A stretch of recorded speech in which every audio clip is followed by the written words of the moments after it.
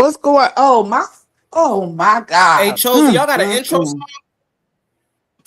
Yeah, I got all of that.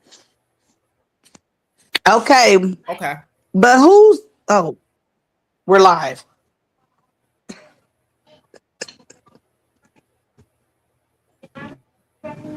Um, what is this?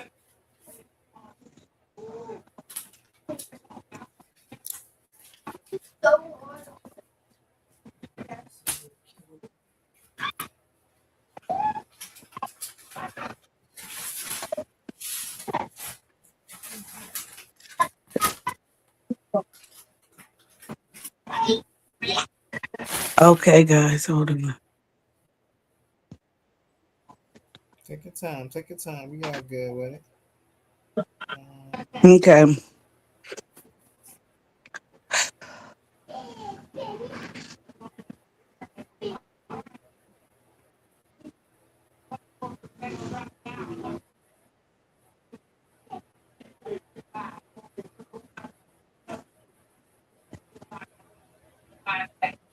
All right.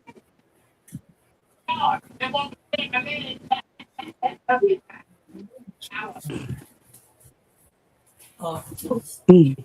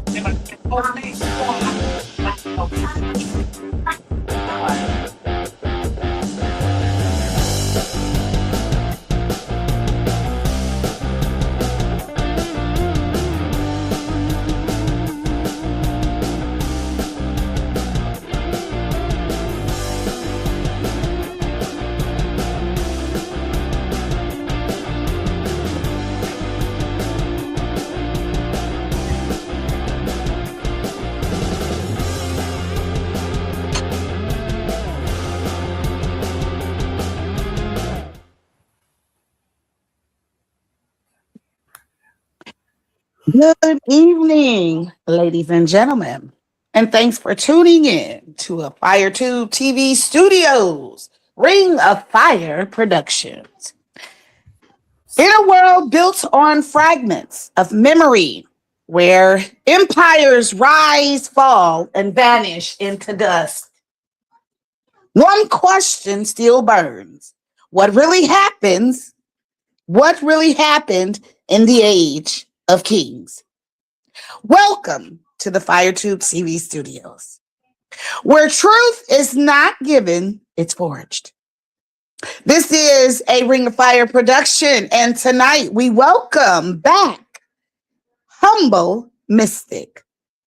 He takes you deep into one of history's greatest mysteries, the collapse that shook the ancient world to its core, the fall of kingdoms, the silence of once great cities, the sudden end of an entire age. Historians call it the Bronze Age collapse.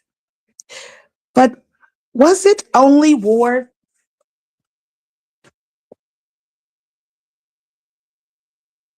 Famine and chaos?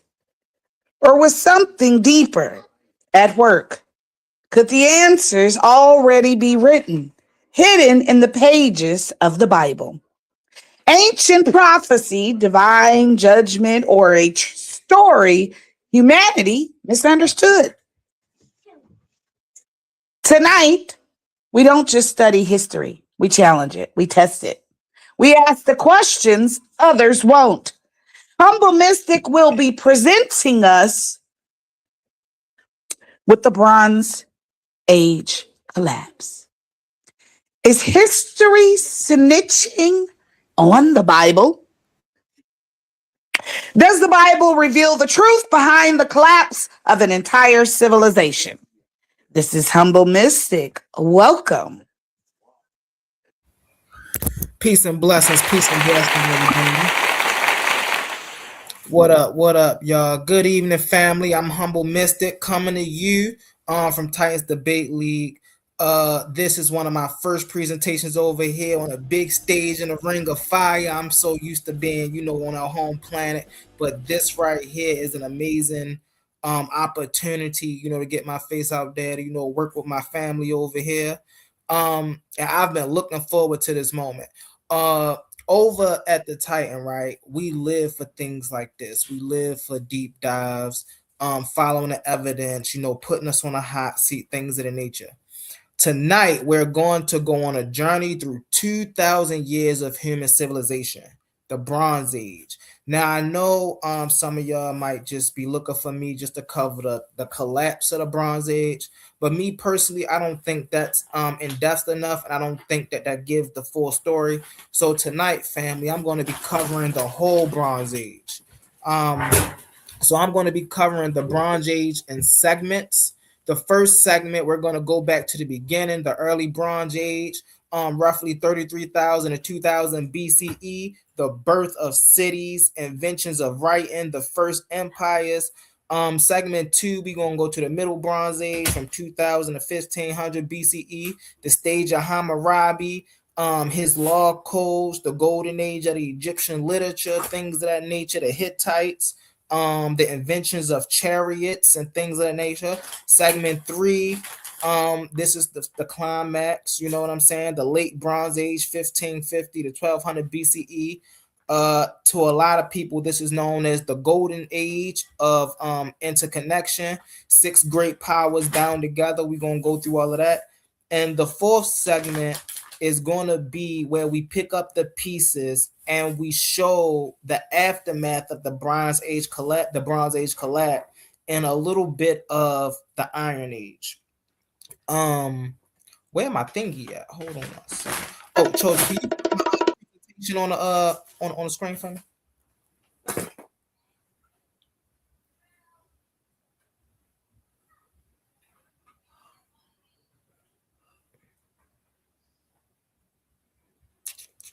Do y'all not see it? You said do what, sir? Oh. What you say, Humble? You put the presentation up there on the screen for me? Oh, all right, there we go. Is it on there? Yep. Okay. So I went over the segments, segment 4, we doing the urban machine, the coals and the chariots. All right, so we're going to start at segment 1, early Bronze Age, 3300 to 2000 BCE, the full lecture, the full script. The Bronze Age is a network. All right, family, let's set the stage. I want you to think about a simple question. What does it mean when human beings learn to use alloy and copper and tin? What does it mean when they figure out that you can take these two metals, neither one of them is impressive on its own, and combine them into something harder, sharper, and more durable than either of them two by themselves? On the surface is metallurgy, it's technology, it's a step forward in tool making, and that's true. Bronze weapons are superior to stone weapons. Bronze tools last longer and holds an edge. But here's the thing, family, that most people miss. And it's the same thing that should stop you in your tracks when you cannot make bronze alone. Copper comes from one place. Tin come from another place. Let me turn my camera. I ain't no camera. Tin come from another place. And those two places are often separated by thousands of miles. The copper might come from Cyprus, an island in the eastern Mediterranean, or from the mountain of Oman. The tin, the best evidence suggests it comes from the Bashkiran region of what is now known as northern Afghanistan.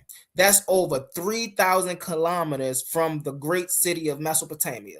3,000 kilometers on foot, on a donkey's back, by river barge, through the mountain passes, through across the desert. Do you understand, family, what that means? It means that bronze is not just a metal. Bronze is a network. So hence, this is why we call this period the Bronze Age collapse. Because it's the metal became so superior during that time that it literally brought together infrastructures and networks of people who would have never and otherwise would have ever joined forces. This is what the Bronze Age is, family. Not just an era defined by a metal. It is an era where humanity first proved that it could organize itself across vast distances. And tonight, in this segment, we're going to watch the organization emerge from the first cities of southern Mesopotamia to the first empire, Sargon of Akkad. We're covering roughly 3300 to 2000 BCE. 1,300 years of human innovation, ambition, and ultimately catastrophe. So let's back up. Let's take a step and really go over this for a second. Okay. So the urban revolution, Ur, and Eridu. So picture this, family. Is roughly 3500 BCE, the landscape of southern Mesopotamia, what's now known as southern Iraq, is a flat upheaval plain carved by the Tigris and the Euphrates River. The soil is incredibly fertile, but rainfall is scarce. You cannot farm here without irrigation, and the single fact that environmental constraint changes everything because irrigation requires organization. You need canals, you need levees, you need somebody coordinating the labor for hundreds, eventually thousands of people. You need a central authority to say, this canal gets dug here.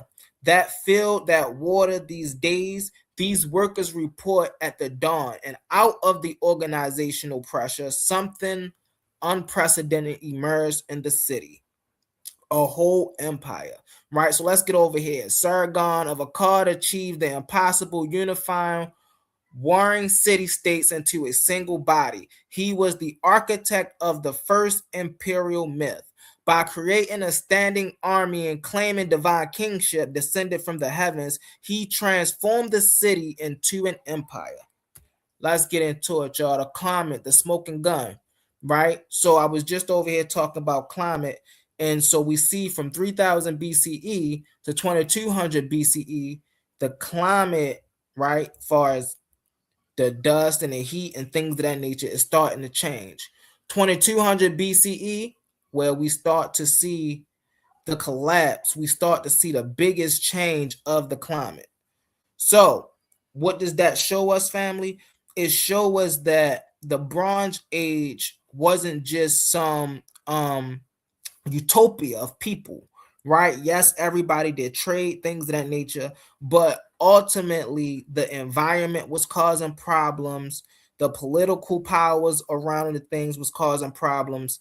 And so this is what eventually led to the whole collapse of the age.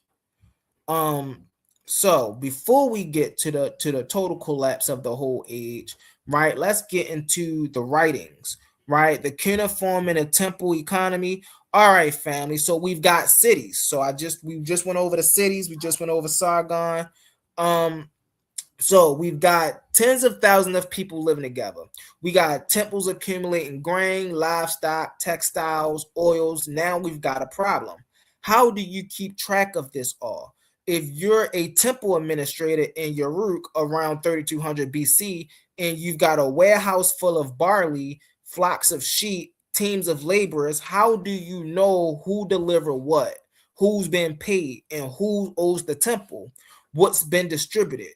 Your memory isn't good enough. No one memory is, right? So in this instance, you need a system.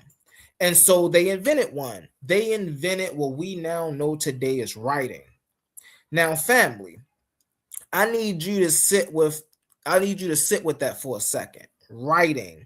This is the thing that defines civilization, makes history possible, that you and I use every single day without thinking about it. Right? This was not invented by, as we would know, as early day poets or lecturers or things of that nature. No, this was invented by temple administrators who wanted to keep record of what was going on in the lands during that time. So around 3200 BCE, we have writing. Also, family note that contemporaneously, right, we have a land as we might call today as Egypt, but back then it was known as the land of Kim. They also had writing during this time. It's a misconception that Mesopotamia first developed writing all on its own. When you go back in history and you look at what the soil say, then it's very clear that we see that these two empires, right, had their own styles of writing in the same contemporaneous age. So it wasn't so much as who did it first, right? It was more so who had the most influence. This is why a lot of people say writing started in Mesopotamia, because during that time you can see Mesopotamian writing with the most influence. When it comes to the land of Kemet, they kept a lot of their writing in-house. They didn't let it spread everywhere. When you do see Commission writing in other places, as we would like to call it, the Medu Neter, you normally see it in royal courts, or as we was just talking about, in temple administrators, because those were the ones who was communicating. Let's get into it, y'all. Hold on one second, y'all.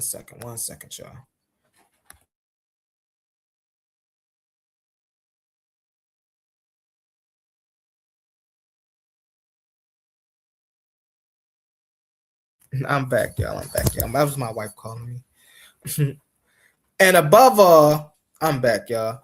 And above all, the ziggurat that stepped pyramid structure that defined the Mesopotamia. I don't even think I was right here. I apologize, y'all. Let me go back up here. Now, the temple economy. These temples aren't just religious centers. They were economic engines. The temple of Inanna at Uruk, very interesting. Hold on, let me get back here. This is very interesting. The temple at Inanna at Uruk,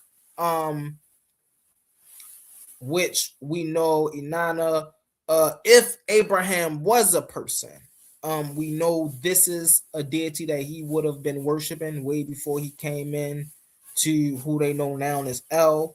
The Enoch complex functioned as a retribution center for farmers who brought their surplus to the temple. The temple stored it, possessed it, processed it, and distributed it to the laborers or craft workers, to the priesthood, to the poor. It was centralized economy center system managed by a literate bureaucracy. And above all, the ziggurat, that stepped pyramid structure that defined the Mesopotamian skyline. The ziggurat was a cosmic mountain, family. It was the meeting point between heaven and earth, the place where the Neters descended to commune with humanity, the place where the high priest or the priestesses ascended to meet the divine.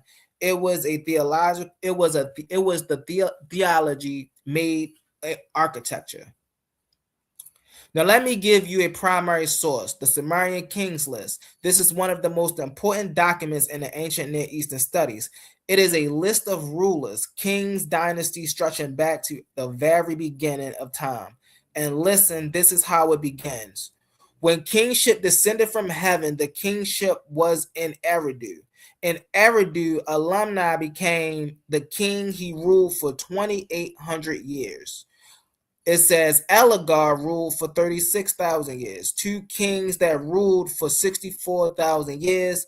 The Eridu fell and the kingship was taken to Bad Torah. So the interesting thing about this is here we even see during this time civilizations did not separate their spiritual systems from their daily life systems.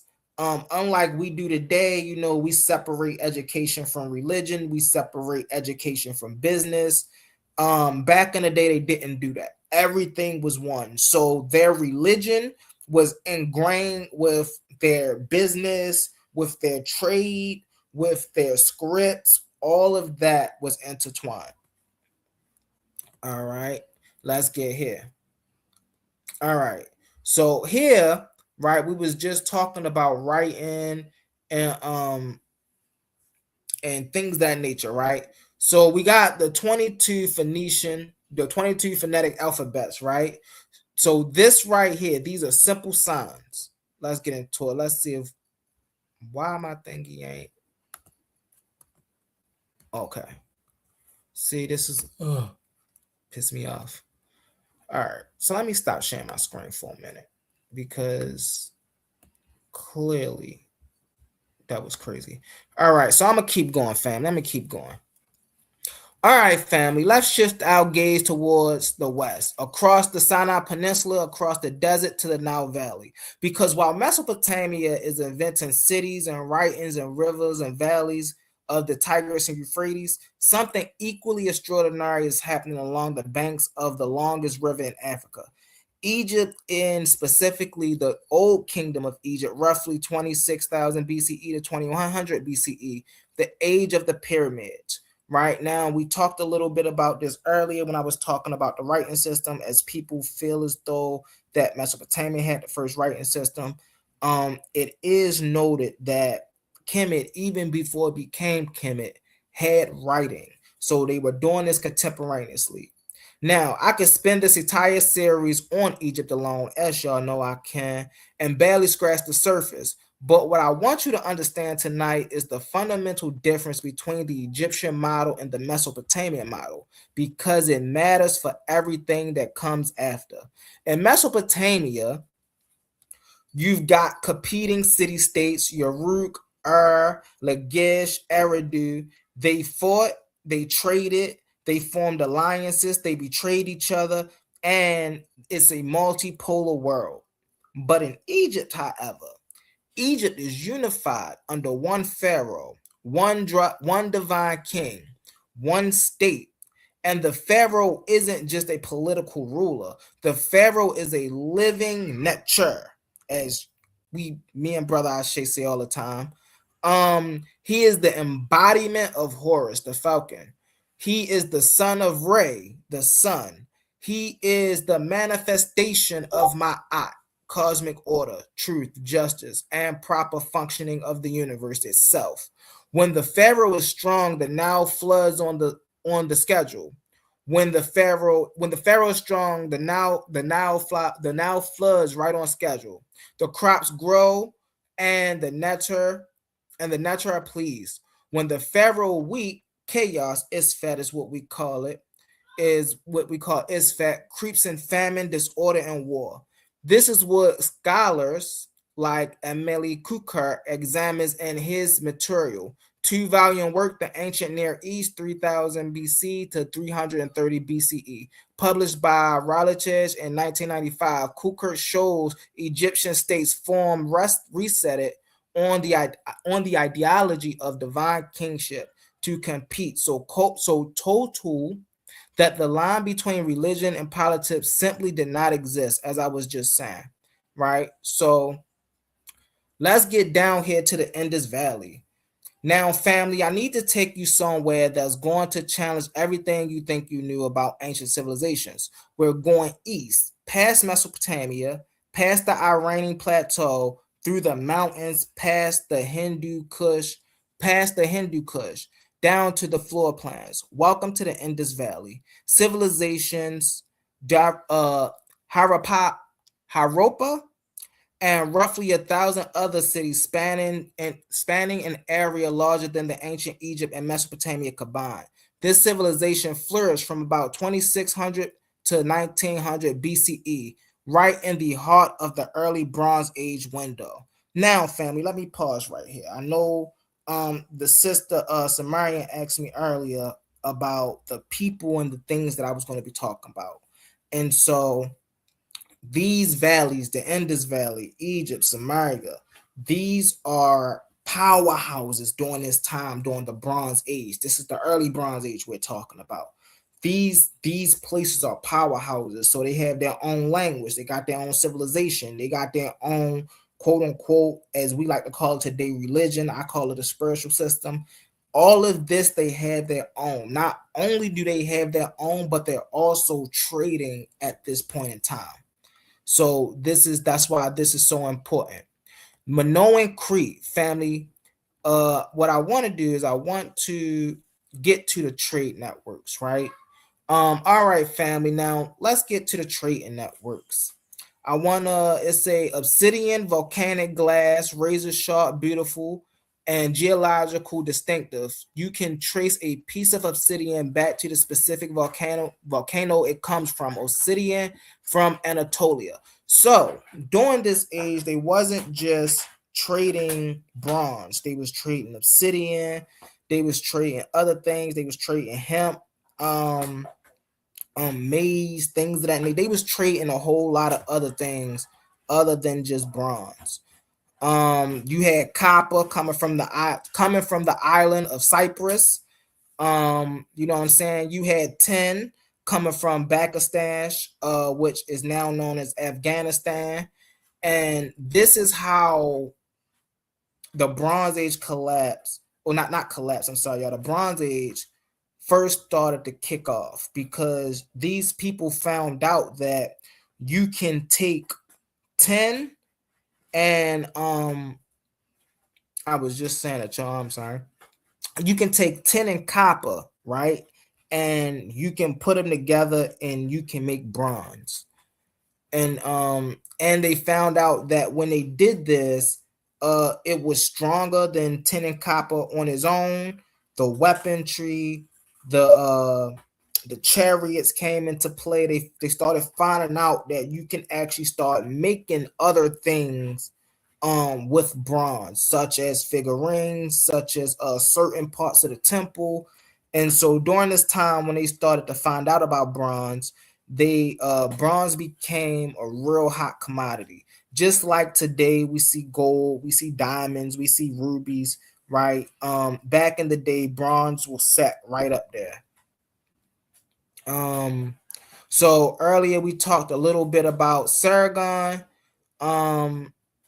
And so Sargon, which we know as he rose from obscurity, according to later traditions, he started as a cupbearer, a court servant to the king of Kish, sometimes around 2300 to 2334 to 2330 BCE. He seized power, founded a new capital, called it Akkad or Agade. Oh, that's interesting. Its location has never been found.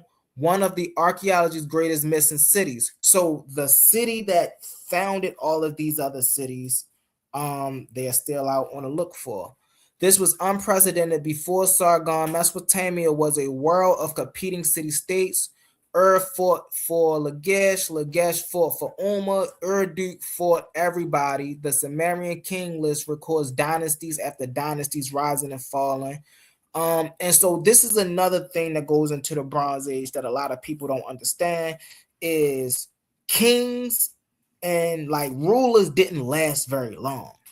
And the reason rulers didn't last very long was because there was other competing rulers who wanted more land. You know what I'm saying? So this is where they wanted more land, they wanted more resources. You see what I'm saying?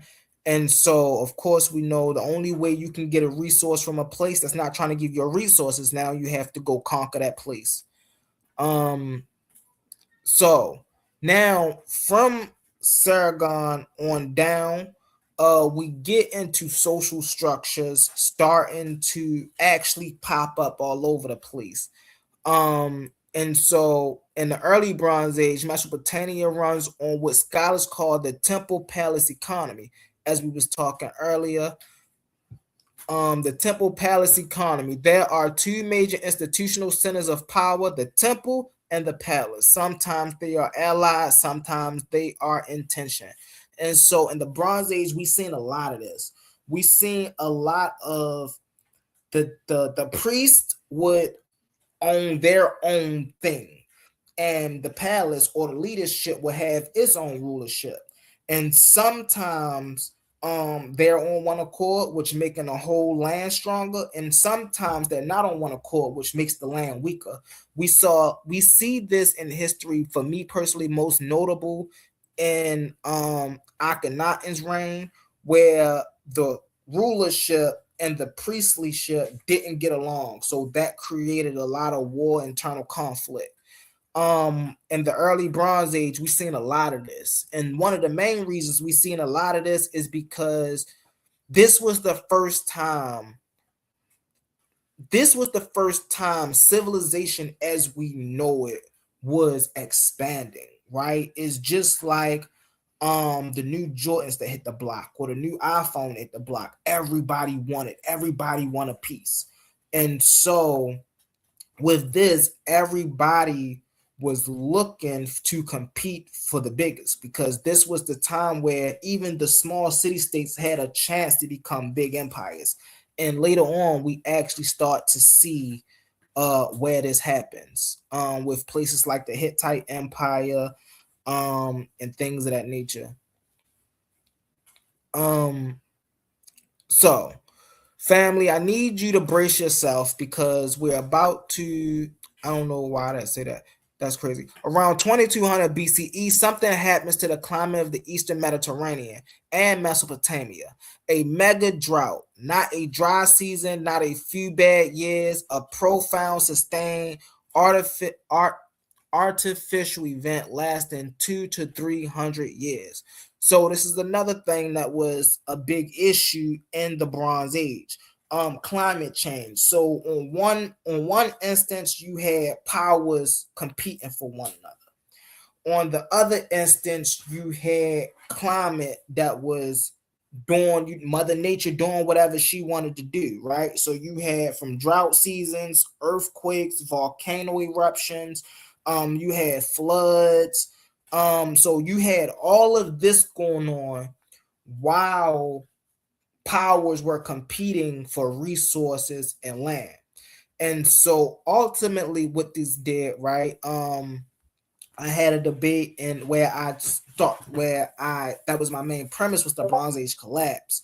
When we get to the collapse of the Bronze Age, ultimately with the competing powers and the environmental changes, we start to see where these large empires start to break down and lose control of their territories. So, for an example, right, Samaria, right, they started to break down. This is where we get the Babylons. This is where we get this is where we start getting the Chaldeans, things of that nature, right? We start to see the Shashu start to emerge and travel and migrate and do what they do, and then when we go into Canaan, we start to see the Hittites starting to emerge and do what they do. We start to see the people, or the children of El is who they were called back then. The children of El separate themselves, start to do what they do. And it was all because of the situations that was taking place during that time, right? So when we start to get into the middle of the Bronze Age, when we ended the last segment, the Akkadian Empire had collapsed, the Three dynasty had fallen. This the Elamites had sacked the city of Ur. Right, so this goes into when I was talking about you had competing city states, right? So Ur at one point was a huge city state.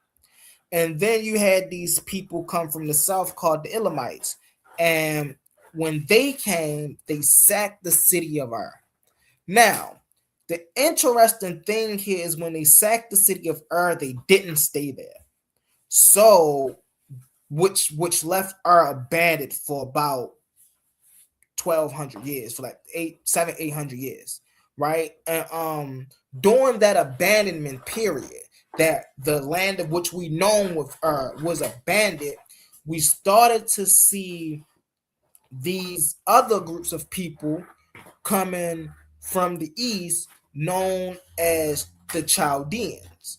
And they wasn't called Chaldeans at first, the Chaldee, but they started to emerge, and they didn't settle in the exact place that Earth fell. They settled pretty close. But when they came with a they already came with a traditional system power from Canaan, right? From the southern Levant. And as they started to settle, what they realized is they ran into a bigger power, which was known as Babylon. And instead of Babylon conquering, well, not only want to say conquering, but instead of Babylon wiping them off the map, they conquered them and they took them in and they started to teach them. This is where Chaldean astrology come from. This is where Chaldean mathematics come from. So this is how the Chaldeans, the first reign of the Chaldeans, start to get their knowledge of certain technology. When it comes to astronomy, when it comes to math, when it comes to writing, this is how the Chaldeans got all of their resources. And the next chapter proves something very important. Destruction is not the same as extinction. The Bronze Age didn't end around 2000 BCE. It entered a second act. The second act is the Middle Bronze Age. So from roughly 2000 to 1500 BCE is where we find some of the most remarkable achievements of all of ancient history. We're going to meet Hammurabi of Babylon, whose law code still shapes how we think about justice. And that's important because when we deal with, as I was just talking about, all of these people fighting and things of that nature, during the time of Hammurabi, when he came to power, he was very influential. This is why you see a lot of Hammurabi codes in the Bible, right? And that's the reason this whole topic is so important, because when you actually know what happened during this time period, your understanding of what you see in the Bible become more clearer. So when they talk about not taking from your neighbor, when they're talking about not having no other gods before me, when they're given legal codes in the Bible, we understand that because of Babylon and how influential it is, a lot of these codes or laws or covenants that we see in the Bible come from the Hammurabi Code. And so that's another reason why this time period is so important. The Bible, I always say this, the Bible is the birth certificate of the Bronze Age. And that's because for the people who actually don't want to go and do the research, for the people who feel like, well, that ain't my job, I don't care what I want to know about that, I don't need to go all the way back there. Well, understand, when you're reading the Bible, you need to understand that this is the time period the people who's writing the Bible is trying to recreate. They're trying, and not only recreate, but they're trying to create it in their own worldview. We was talking earlier on the Ring of Fire, and I was explaining to Fire that in the Bible you see Israel often go to war with Canaan. The reason that is because of this era that we're talking about right now, the Bronze Age. During this period, and during the collapse of this period, when these people started to separate themselves from the main city states, they didn't want nothing to do with, the refugee and oppression they was just in. So what they did was they created stories to say they was always our enemy, because from their perspective, they was. It's no different than today when we see the Hebrew Israelites and they're telling the Bible, but they're telling it from a black perspective. And they're saying, well, Esau is the white man. Well, because from our known knowledge from being enslaved, they were the evil ones. They were the white mans. And so I'm saying that because that's how the children of El look at the superpowers of Canaan when they were able to escape and be on their own. Um, by the end of the segment, we'll be standing on the threshold of the greatest of all, the late Bronze Age, the Golden Age, the peak and the fall. But first, Babylon. Let's go. Babylon of Hammurabi. Family, I want to introduce you to one of the most important documents in the history of human civilization. I want to start by telling you where it is right now today.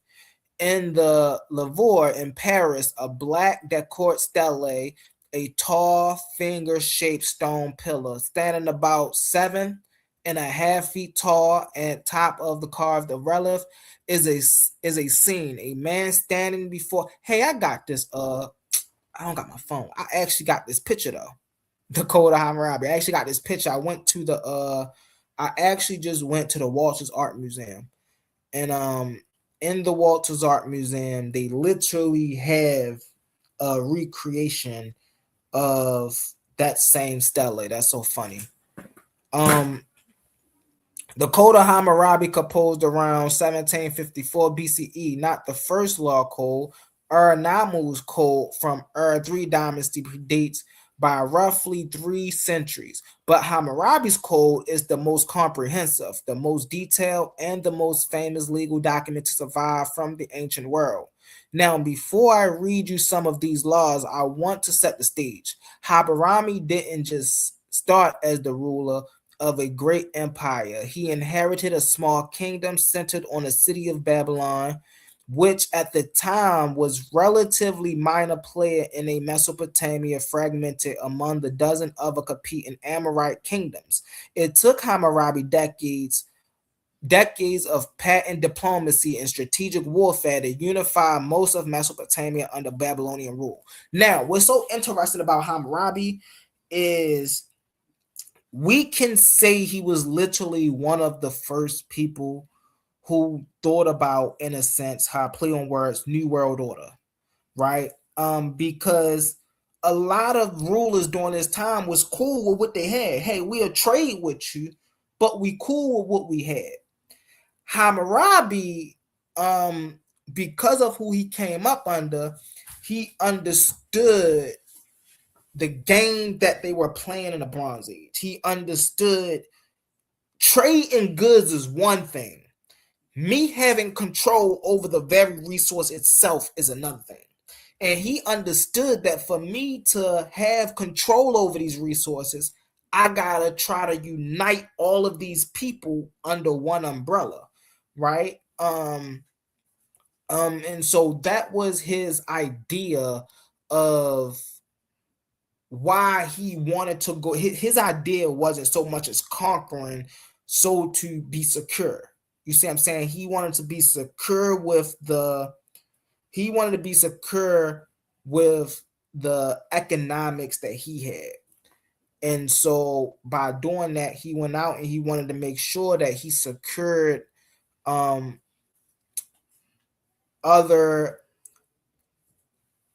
that word keep leaving my head. But he wanted to go out and secure other economic trade routes, basically. Let's get it. It's a let's get to the laws.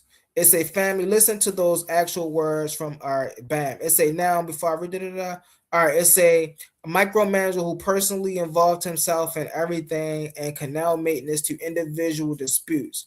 But his legacy rests on the law code and the prologue. Listen to this. So this is the code of Hammurabi. When lofty Anum, king of the Anum, that's funny, and Enlil, lord of the heavens and earth, the Demeter of the destinies of the land, determined for Marduk, the firstborn of Enki, and Enlil functions all over mankind. So when we do this on Fire Panel a lot over across the street when we're talking about quote unquote these gods, right? And so in the Hammurabi Code is the first time where we start to see reference to number one, the Anunnaki, number two, Enlil, Marduk, people like that. We start to see Not only do we start to see these gods take place in this code, but during this time in the Bronze Age, we start to see how other city states start to become influenced by these deities. You know, so it's a law 196. If a man put out the eye of another free man, his eye shall be put out. That's Lex Tallion, the law of retaliation, an eye for an eye. Look, we still use that today. That comes from the Hammurabi's code. An eye for an eye, perpetual justice. The punishment fits the crime, but notice it says another free man, because law 199 says if he puts out the eye of a man's slave, he shall pay 1/2 of the slave's value. So, they had a code, as we was just talking, an eye for an eye. But back then it wasn't just an eye for an eye. It was, okay, well, if you do something to a free man, then that free man get to do something to you. But if you do something to a slave, now that's injustice, that's unjustified. Now you gotta pay off that slave's ransom. So basically, you gotta make that slave your slave. You just can't go around victimizing other people's slaves, basically. So these are just some of the codes that we get into when we deal with Hammurabi. So what I want to do now, family, I want to get into the Middle Kingdom of Egypt, 20,000 BCE to 2000 BCE to 1650 BCE. Let's go back to Egypt, family, because while Hammurabi is codifying laws in Babylon and the Hittites are considering in Anatolia, Egypt is going through its own renaissance, and it produces something that, in my opinion, is one of the greatest achievements of the Bronze Age civilization literature. After the Old Kingdom collapsed, that's the Pyramid Age we talked about in segment 1. Egypt entered what Egyptologists call the first intermediate period, about 150 years of political fragmentations. Okay, so let me explain to y'all what an intermediate period is when it comes to Kemet. An intermediate period is when the rulers on the throne are not Egyptian. So this is the time where we had the Hittites, we had a couple other people who actually came and sat on the throne. Again, what we have to understand here in the Bronze Age, even in the middle of the Bronze Age, is people didn't rule for very long, right? So you probably got a good 10 to 12 years out of a ruler if they were doing everything properly and he wasn't cutting no corners. If a ruler just got in power and did whatever they wanted to do, you probably get a good 2, 3, 4, 5 years out of them. But we have to understand that rulers did not last long. So when we're dealing with the intermediate period in Kemet, we have to understand in this intermediate period, Kemet then went through 5, 6 rulers. You know what I'm saying? All right. Excuse me, y'all. But around 2055 BCE, Theban rulers named Menotep reunited Egypt, launched the Middle Kingdom, and this period, roughly 255 BC to 1650 BCE, is often called the classical age of Egyptian civilization. Not because of monumental buildings, though the Middle Kingdom does build just on more modest scale, but most of the flowering of Egypt literature, art, religious thought. And so this is when Egypt is going into, as I was saying earlier, into a Renaissance era. So it started making literature more prominent. It started making art more prominent. It started making the spiritual systems more prominent. And this was something that we have to understand that the rest of the world wasn't ready for yet. Before this age, this is an important note. Before this age, rulers could not read or write. And so the letters that we find in the early Bronze Age, right, from a ruler to a ruler, is literally a vizier to another vizier. During this time, the Middle Kingdom of Egypt, we start to see the first pharaohs writing on their own and getting it overseen by a vizier. Now, the issue with this is the ruler in the other countries or city states can't read. So while I'm a ruler talking to another ruler, the other ruler have no idea what I'm saying because they can't read. And so this as well played a large portion of betrayal in the fall of city states. Um, I lost my place. Um, the Creek and the Midianites. Anatolia, I'm sorry. So we see what I was just talking about in Anatolia and Crete, right? So during the early Bronze Age, what Crete did was they sent a couple of their people over to what was what they known as Anatolia, and it how we would classify it is a classified invasion mission, right? You have to be stealthy, you have to pretend to be one of them, fit in. And what they were doing was they were learning this culture, taking it back to their people so they can then know how to come and invade these people. So, man, it was crazy back in the Bronze Age. That also brings up another thing I wanted to touch on. Oftentimes we say there's nothing new under the sun. And when you go and you look throughout history, you really get a sense of how true this is. Because when we talking about spies and we talk about agents and we talk about infiltration, when you go back to the earliest Bronze Age and even in the Middle Bronze Age, we see a lot of this same type of tactical movement. You know what I'm saying? And so this is why the Pharaoh learning how to read and write himself is very important. Eventually, the new Pharaoh, Senunat I, hears of Shinsu and sends a letter inviting him back. And the moment Shinsu reads the letter, the joy is overwhelming. He returns and restores a favor given to the tomb, the ultimate maker belonging to Egypt's society. He will spend eternity in Egypt. The exile is over. Family, this story isn't just entertainment, it's a theology, it's political philosophy. It says Egypt is the center of the world. To leave Egypt is to leave civilization itself.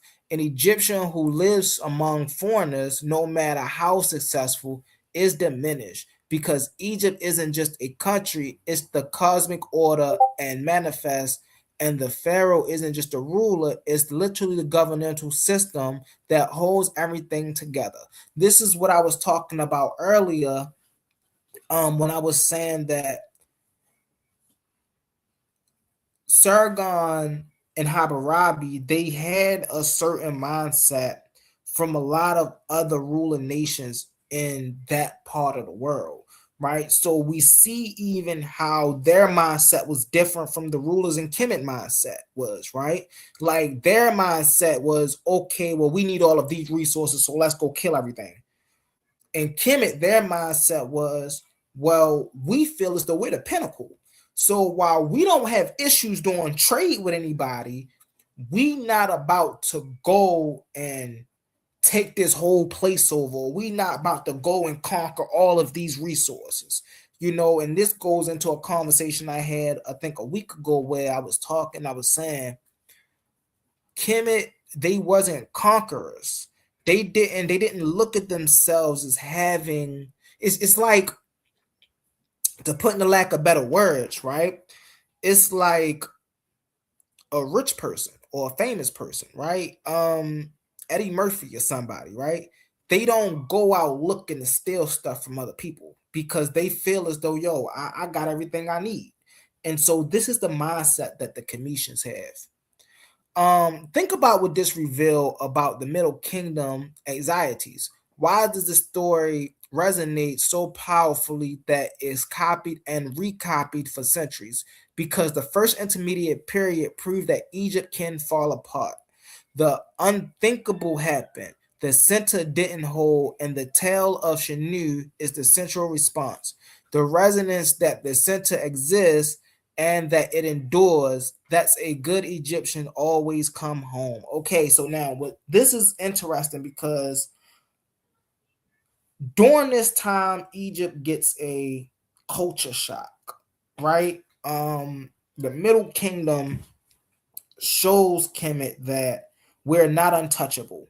We're not unbreakable. We're not unbendable. Like, we can get taken over, right? And so this is what kills me when people say Kemet didn't have science, or they didn't have politics, they didn't have these things, because they literally learned from their mistakes.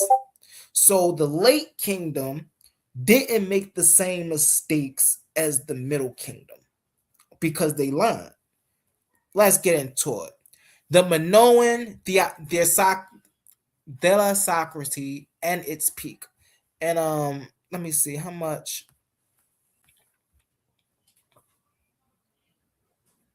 So we're gonna get to the late Bronze Age, y'all. We're gonna get all the way down here to the late Bronze Age. The most interconnected, most sophisticated, most brilliantly organized civilization system humanity has yet to create. A world full of great kings bound together by diplomacy, trade, marriage, mutual dependency. A world where a single ship could carry goods from 7 different cultures, where the letters written in Babylon could be read in Egypt, the Haiti in Haiti, and Mycenae, where the collapse of any one power threatened all of the rest. So this was the issue in the Bronze Age, right? By the late Bronze Age, the systems got so connected, where you got the Babylonians, you got the Egyptians, you got the Mycenaeans, you got the Hittites, you got all of these people. And if any one of these people fell out of power, it would hurt the rest of the structure. And so, because both the climax and the catastrophe, the height and heights and the lows of lows, the most magnificent achievements of the Bronze Age civilization and its total irreversible destruction. One guiding framework for the segment comes from Eric Klein's land book, 1177 BCE, The Year Civilization Collapsed, published by Princeton University Press in 2014, the revised in 2021. Klein is a professor of classical and anthropology at George Washington University, and his book has become the definitive popular account of the Levant Bronze Age collapse. His central argument, and I'll return to it again and again, is the collapse wasn't caused by any single factor, not the sea people, not the earthquakes, not the droughts, not the invasions. It was a perfect storm. Now, this is interesting because as we see throughout the Bronze Age, in different periods of the Bronze Age, as I talked about, in the beginning, you see things happen, but it didn't destroy the Bronze Age. In the Middle Bronze Age, you see civilizations rise and collapse, but it didn't destroy the Bronze Age. Now, in the Late Bronze Age, because civilizations got so tight-knit, and resources and trade became so tight-knit because of the ships, they were building better ships and things of that nature, because their trading routes became so tight-knit, one political power relied on another political power to stay strong. And if only one of these political powers fell, then the whole marginalized systems fell apart. This is the importance of the Sea People. Now, while some historians try to explain to us who the Sea People are, we really don't have no definitive identification on who the Sea People are. One thing we know is that they were great navigators of the sea. This is why they're called the Sea People. A lot of people have the misconception that they were called the Sea People because they came from somewhere on the island of Manoa, Crete, when this is not true. There is no proof that these people came from these islands. In fact, when we see, I'm mad I couldn't get I couldn't get the slide for the boat, but we see the boat of the sea people underwater. We got pictures, archaeology evidence, and what it show is that the boat of the sea people didn't match any boat along the eastern coast during that time. So it wasn't a ship that looked like a ship from Crete. It wasn't a ship that looked like a ship from Anatolia. It wasn't a ship that looked like a ship from Kemet. You know what I'm saying? Their best guess is it came from somewhere, a little minor state. They came from a little minor city or a minor place, southern of Mesopotamia.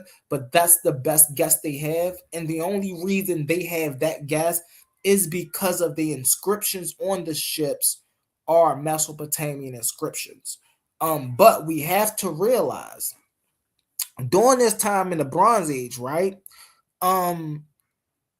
You had different cultures displayed on with different cultures. So you might have a Mesopotamian ship with Medu Neter on it. You might have a Comitian ship, right, with cuneiform on it, right? And so this is why, and the reason, let me go back to this for a second as well. The reason this was important, the reason they did these was to show who their allies were. You see what I'm saying? So if you're coming into a port and you coming from another nation, I need to know that you're one of my people. And so by me, how I know that you're one of my people is I can find my inscriptions on your ship. You see what I'm saying?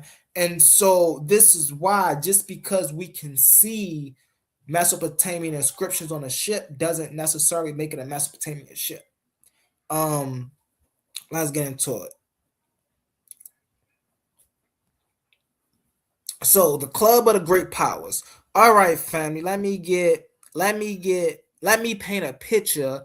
It's roughly 1400 BCE. The late Bronze Age is in full swing, and the Near Eastern world, from the Aragon to the Zagros Mountains, from Anatolia to Nubia, is dominated by 6 great powers, 6 kingdoms, so powerful, so wealthy, so military formidable that they form an informal club, an elite fraternity of great kings, right? Let me name a few for you. First, we got the New Kingdom of Egypt. I called the Late Kingdom earlier. That's what I meant to call the New Kingdom. The New Kingdom of Egypt, the superpower, the wealthiest state in the Bronze Age world, sitting on gold mines of Nubia, and the architectural bounty of the Nile, ruled by pharaohs who claim to be living Neteru, Thutmose III, Amenhotep III, Akhenaten, and Ramses. Second is the Hittites. The Hittite Empire, the military powerhouse of Anatolia, controlling the vital overland trade routes between Mesopotamia and Aegean, which is crazy, Aegean, ruled from the fortified capital of Hattusa, which with an army built for heavy chariot forces. Third, the Mitanni, a Haran-speaking kingdom in Upper Mesopotamia and northern Syria, centered on the Kabura River region. The Mitanni is the balancing power, the kingdom that sits between the Hittite and the Egyptians, and plays them against each other. So this is important because I was talking about this earlier about these major superpowers. There were a few major superpowers. Now the issue is the Mitanni people or groups, small powers like the Mitanni, saw the Bronze Age as an opportunity. I was talking about that earlier. And one way they saw the Bronze Age as an opportunity is if they could replace a superpower in the Bronze Age. This is why the late Bronze Age, instead of them trying to take down Egypt by themselves. They just went after the Hittites because they were weaker. But what they wanted to do was they wanted to take the place of a superpower. And so by doing that, like I said before, man, ain't nothing new under the sun. They tried to play the superpowers against one another. So they try to play the Hittites versus the Egyptians, the Babylonians versus the Hittites, the Cassaites, Babylonians versus the Hittite.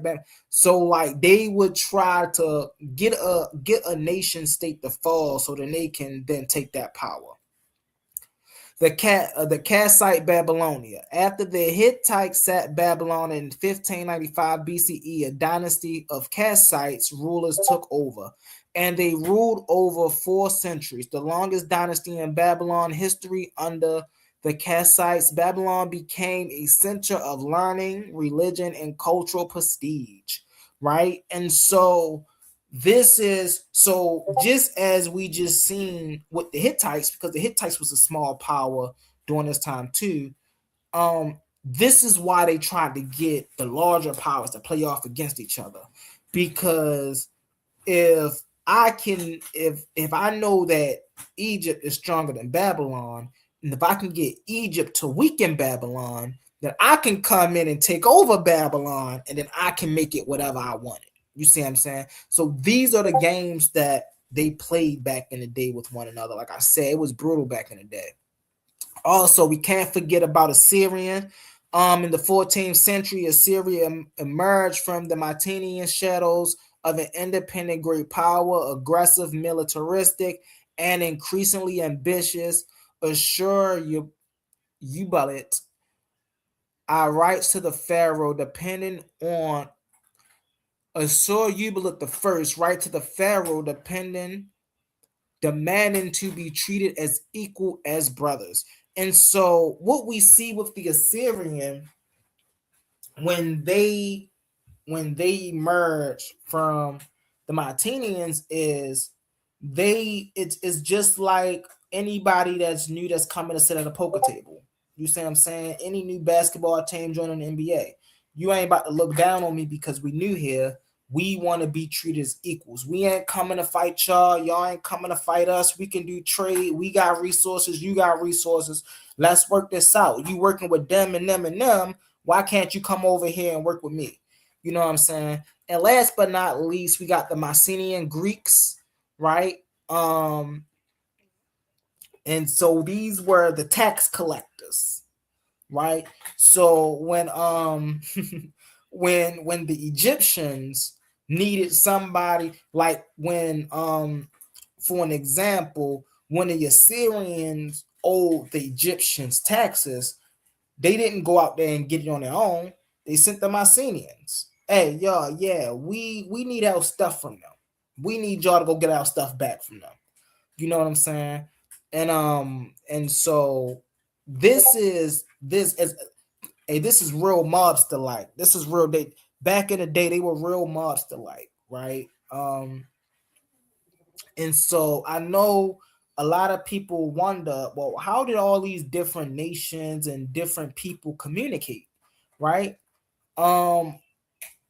They all communicated in Akkadian, right? The diplomatic language of the age was Akkadian. The age is cuneiform tablets quarried by royal messengers who travel under diplomacy protection.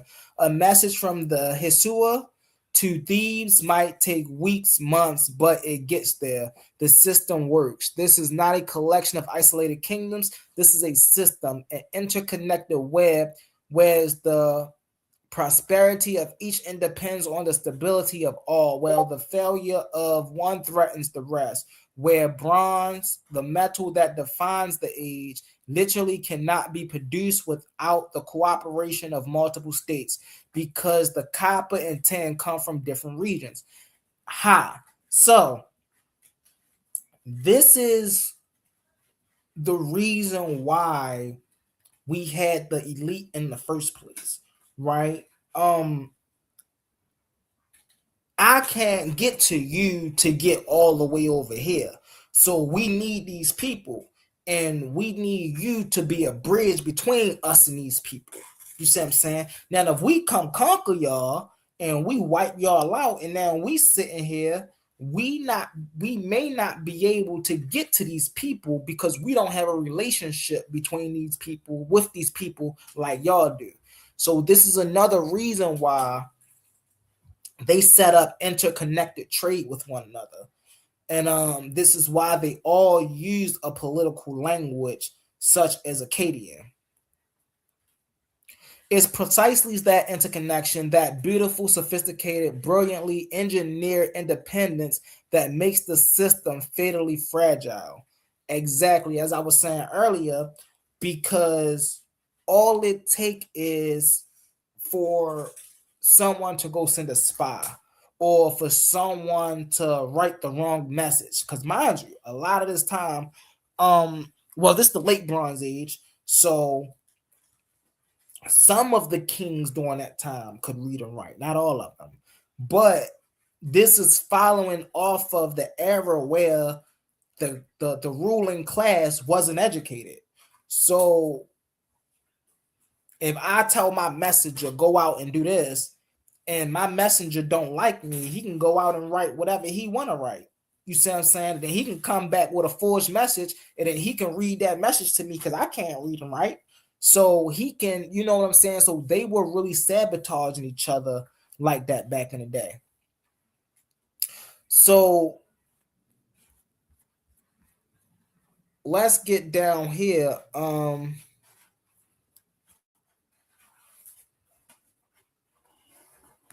So we talked about the sea people. We talked about the collapse of power. Let's talk about what happened after the collapse, right? All right, so the old world is gone. Every palace burned, every trade route severed. The great kings are dead or foreigners. And just in case y'all haven't heard me talking for about 1 hour and 12 minutes, what caused this great collapse? A number of different things, right? From natural disaster to political sabotage. You see what I'm saying? From just resources running out. You know, so it wasn't one thing that caused the Great Bronze Age collapse. It was a myriad of different things.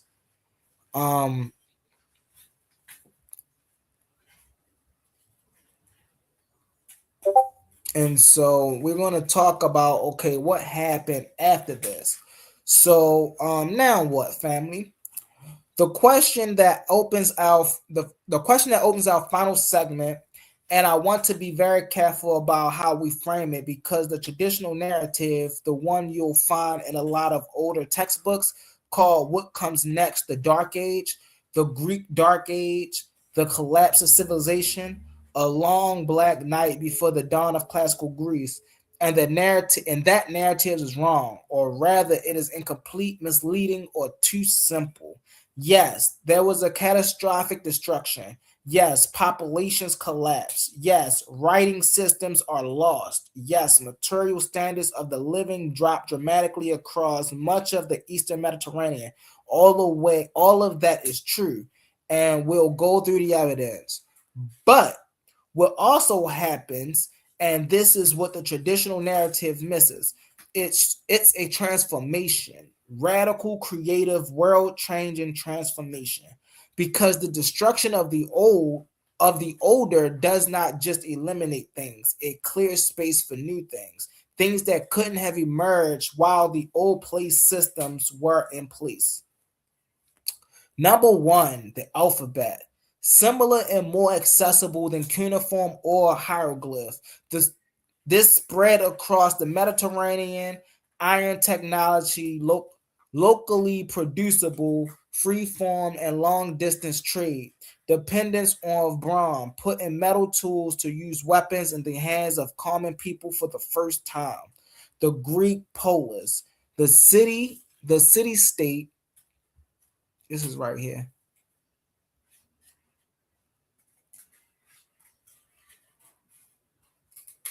I got it. Bang. The city-state.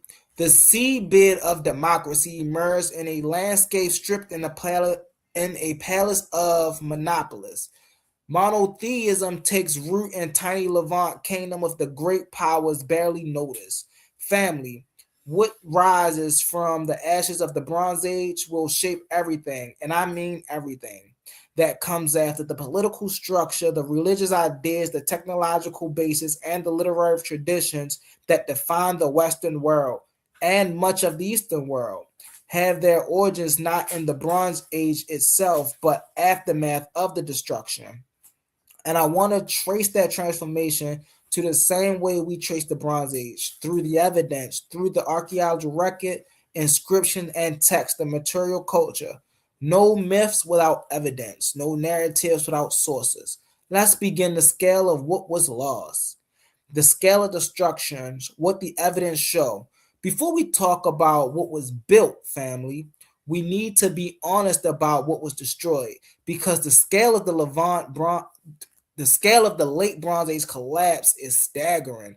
In Greece, the evidence points to population loss of 75 to 90% in some regions, not a typo, not an exaggeration. Archaeological survived settlements patterns show that a dramatic reduction in the numbers and size of occupied city-states between 1200 and 1050 BCE. The great palace complexes Mycenaean, Pylos, Tyrrhenian, and Thebes was destroyed and never rebuilt as palaces. The elaborate bureaucrats systems they maintained, the redistribution economics tracked in lines B, vanished overnight. And with them, writing itself disappeared from Greece. Linear B, the script that Michael Van Trist deciphered in 1952, ceases to exist for roughly 400 years. So, with the Bronze Age collapse, writing in Greece ceased to exist for 400 years. Crazy.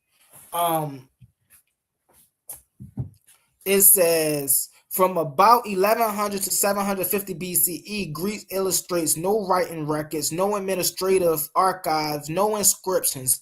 The knowledge of writing is lost, and it won't return until the Greeks adopt and adapt the Phoenician alphabet to the 8th century BCE.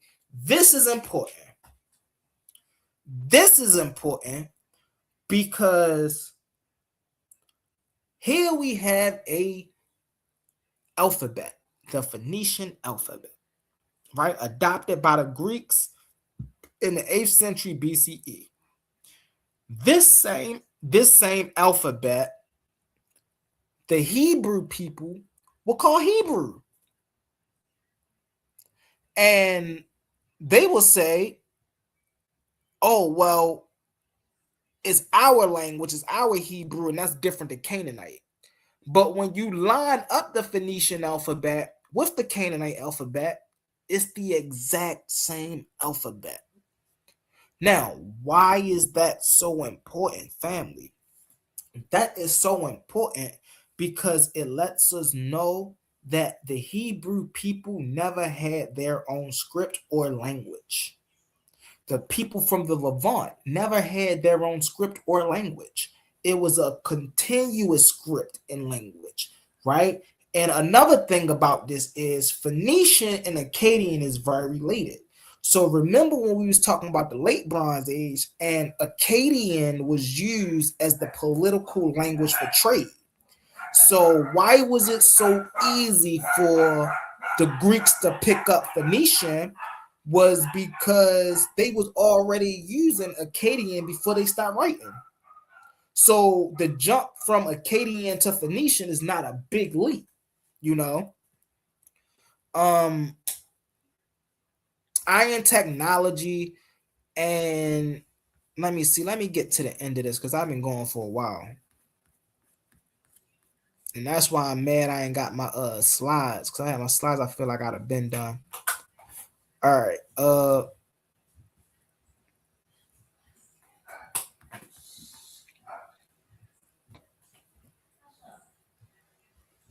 I'm gonna read one more thing and then we done. Uh, the scholastic synthesis.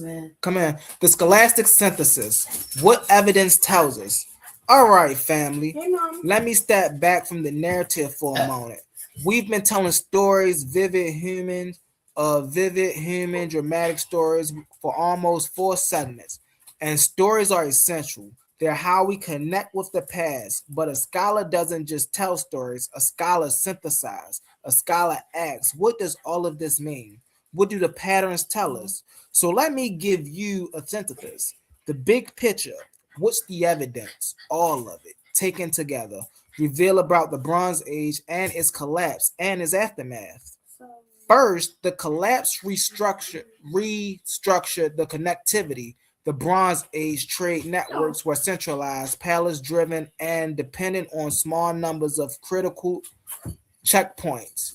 10 routes, copper supply, diplomatic protocols between great kings. When those networks failed, everything connected to them failed too. But the Iron Age trade networks that emerged, Phoenician maritime commerce, Greek colonization, overland Armenian trade, were more distributed, more resilient, and ultimately more extensive. By 700 BCE, the maritime trade world was larger and more diverse than anything the Bronze Age had ever produced. As Barry Clifton argued, the collapse didn't end connectivity, it reconfigured it. So basically, for the Iron Age to even come into existence, we needed a period for the people to actually get a understanding of what metallurgy was. Not only that, but with the building of new civilizations, right? And when I'm saying industrial civilizations, I'm speaking of the Iron Age.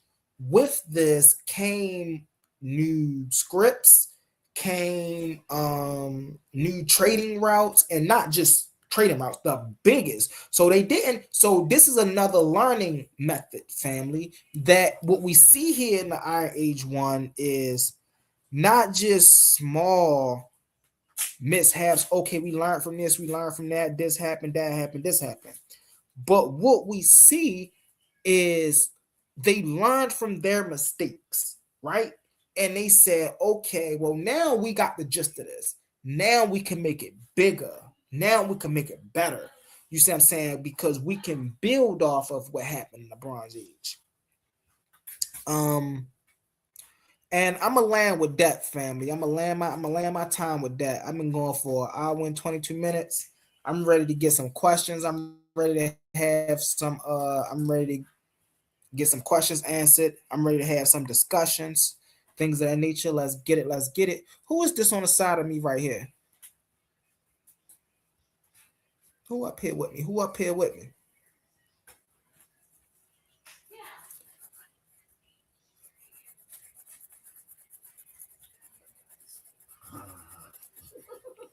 Right. Look, I put everybody to sleep up this motherfucker.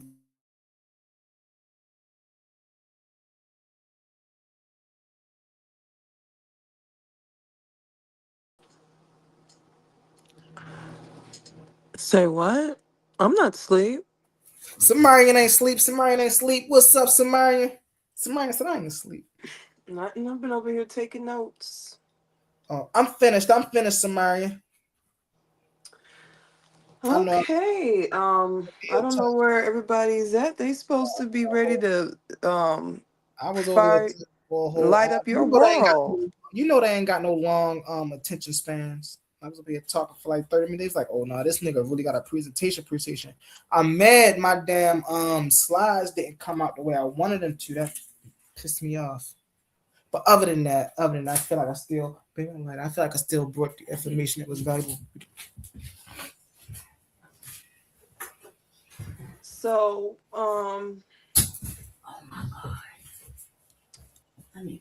the whole concept of the Bronze Age came out of let me make sure I got this right. Babylon, right? Did the Bronze Age come out of Babylon? The Nah, it was there. concepts. The concepts. No, the concept of the Bronze Age in and of itself came out of Yes. Babylon. Gotcha. Yeah.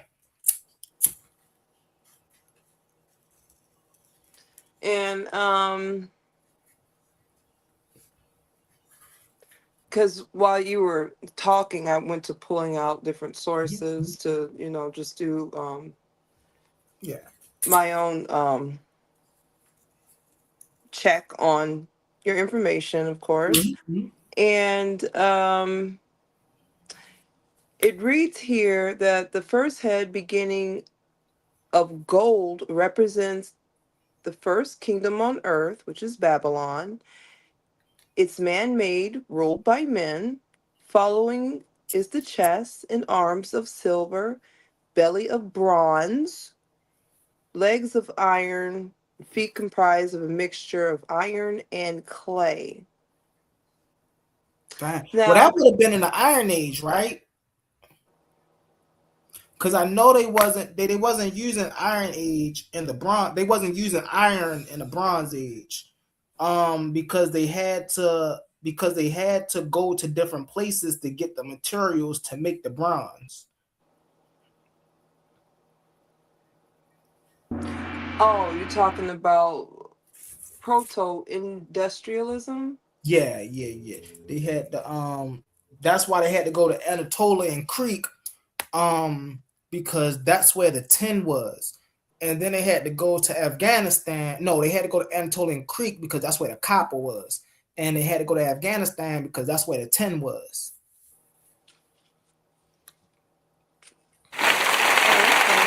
Well, it sounds about right for that particular time period. But there's certain agriculture that was imported into the Levant, and that agriculture only grows over here in America. Mm.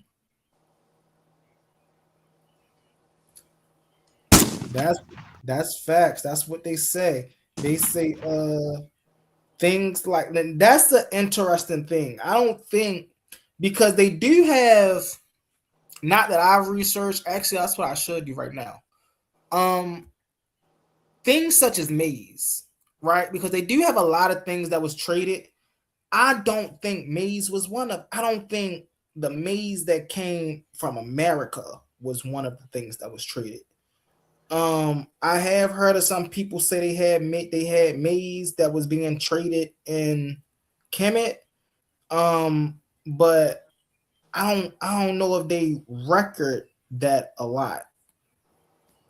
But there are some things that stick out like that, with the trading post. But I don't know. Let me see that right now though. I don't know how accurate that is. Was maize? Yeah, because that was part of your list. According to what you said a little earlier, you mentioned trading. Um, I don't know, networks. You mentioned trading Yeah, networks, and you mentioned Obsidian from Anatolia, right. and Obsidian then from you went Anatolia. down a list of hemp, maize, Yeah. bronze, copper, and tin. And maize isn't um, a natural food staple, except it being traded from the Americas, where it grows naturally.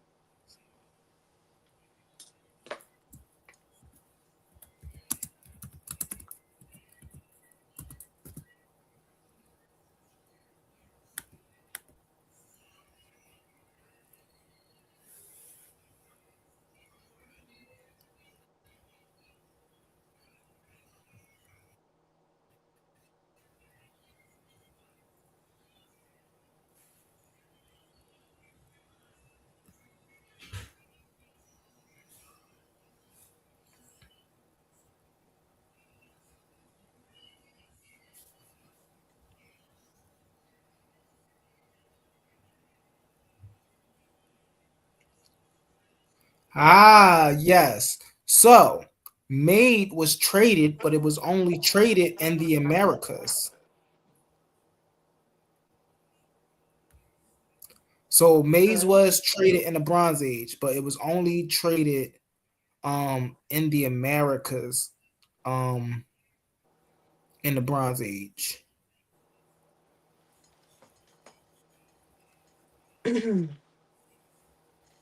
Okay. Also, you mentioned Sargon of Akkad, and I believe that Sargon is before the Bronze Age, right? No, that's right in the mix of the Bronze Age. Sargon the Great. Okay, hold on. I'm just gonna It's like see early if there's Bronze a, Age. like that a quick reference Yeah, I spoke about him in online. the early Bronze Age.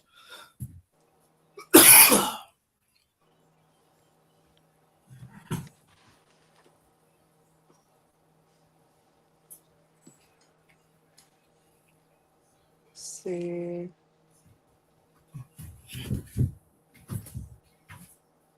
And that date was, you said hold on, let me look at these notes. 2000 through 1900 BCE. Oh, shit. Let's see. So that was between the 2000, the Middle Kingdom and Dynasty 12 of Kemet, right? Mm-hmm. Okay. Well, at that particular time, Mesopotamia had developed its own dynasties. Yeah. Yeah, that's why they were contemporaneous. So a lot of people um they want to fall under this or that umbrella when dealing with this stuff. And a lot of issue with that is because people normally who study like these type of cultures, they only dealing with one culture or another one.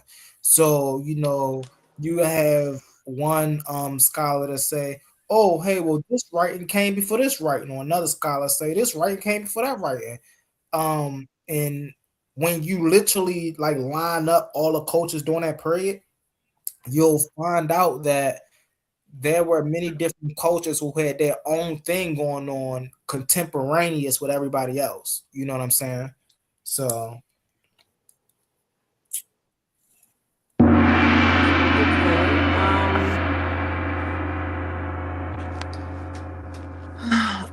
I'm gonna show you my source. So I'm coming from here because Sargon the Great pops up right there. mm-hmm. And it reads under the extraordinarily energetic king, the fabled Sargon the Great, the Akkadians moved against Sumer, which now paid for its prolonged political follies by being brought under complete Semitic domination. Once again, unification opportunities were offered, although differing in ethnic background, Sumer and Akkad had much in common. For 2 millennia, Akkad had absorbed Sumerian culture so completely that the two peoples had become virtually one in language, arts, religion, and general social habits. Mm-hmm. So, with Finish him! Sumerian, Akkadians, and Babylonians being part of Mesopotamian chronology. And of course, Kemet having its own dynasties. When did that become? When did those become rivals? They became rivals during the late Bronze Age. As I was saying, you had kingdoms such as the Hittite kingdom. You had different couple of other small groups who were playing the big powers against one another. You see what I'm saying? So during the late Bronze Age is when you start to see the big powers start to feud with one another because the smaller powers were causing strife between the bigger powers. So they can then come in and take over the power seat of whoever fell in that war. Mm. Just like when, hold on, let me go back to it. I can really fast, sister. I want to go back to it. Where my thing at? I just want to go back to this real quick. Um, 'Cause I can't remember their names off here. I was just reading it. It's crazy. But I want to say the Assyrians. I want to say the Assyrians, but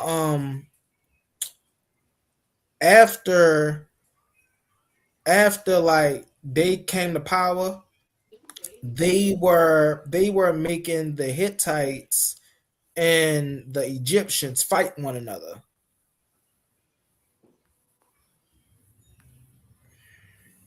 Who? Once the Assyrian, I think it was the Assyrians I was talking about. Um, um, when they came to power, when they came over power, and they finally started getting into the economic, then they was making the Hittites and the Egyptians um fight one another. Like that's what they would do. They would make them fight, get in the streets with one another. The Minoan treasury, the Mari letters. Where the heck?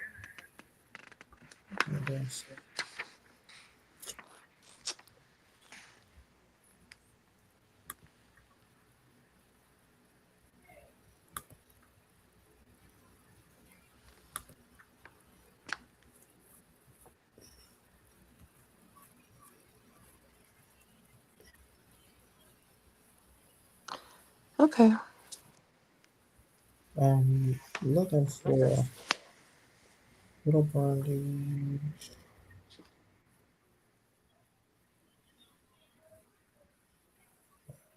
Hold on a second.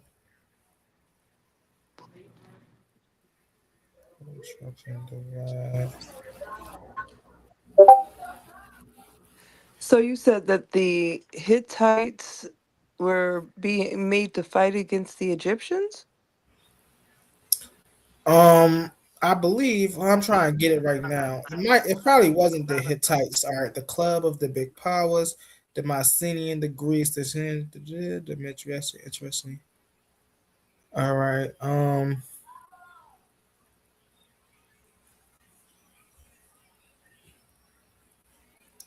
right.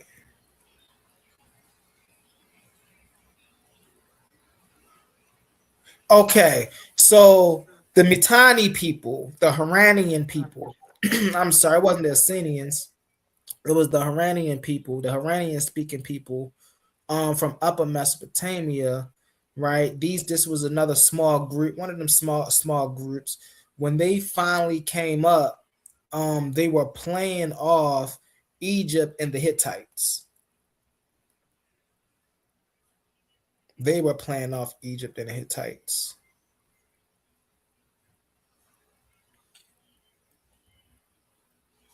And then in the 14th century, we got the Assyria. They emerged from the Metarian shadow. And we know the Metarians, they were people who were older, who settled in northern Syria. So we have all these different group of small peoples. That's another reason why the Bronze Age is so important, because we have all these different groups of people who are literally shifting in social power during this time, right? Real rapidly too.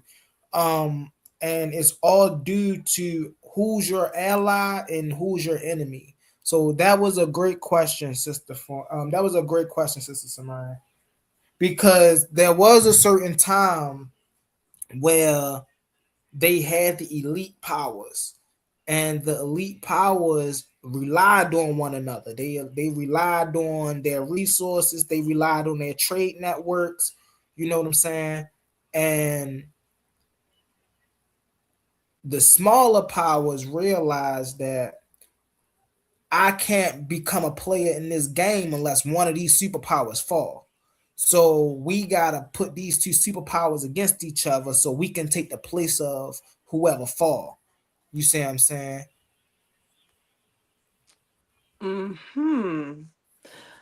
Well, I'm looking over the Hittite Empire and the New Empire, and yes, the Hurrians are in there, but it's not quite.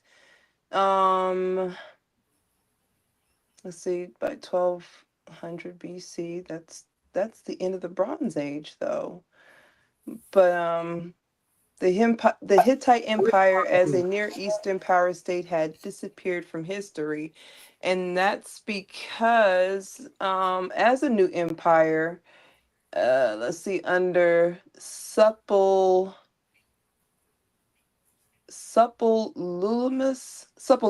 the First, 1375 through 1335 BC, the Hammurabi of the Hittites, the Hittite Empire absorbed the Hurrians and took over a number of Amaru's border towns. Amaru means Westerner, of course, or more, if you will. Anyway, Egyptians and Hittites had clashed before, but now they engaged in a long series of encounters which ultimately sapped the strength of both. In 1296 BC at Kadesh on the Orontes, armies of the two empires met in an extended battle which proved that neither could conquer the other. Even worse, it became clear that each state, by the endless fighting, had bled itself weak beyond recovery. Less than a half century later, the marauding Sea Peoples, who I think you said you had an issue identifying properly, but that Yeah. would take a whole nother session. But anyway, the Sea Peoples poured into Anatolia, and the Palestinian region scattered the imperial forces of both powers. By 1200 BC, the Hittite Empire as a Near Eastern power state had disappeared from history.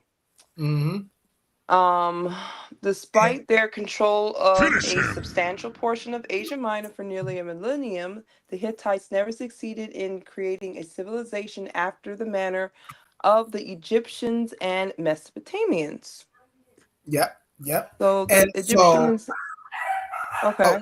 I apologize. And so the reason that I was talking about the Sea People is because when you was reading, you heard them say, they came down and went into Anatolia, and when they were looking at those ships had Mesopotamian writing, but the ship's design wasn't Mesopotamian, and so they would say that these were people who settled along the coast, in southern Mesopotamia or eastern Mesopotamia, but people question the actual ship's design.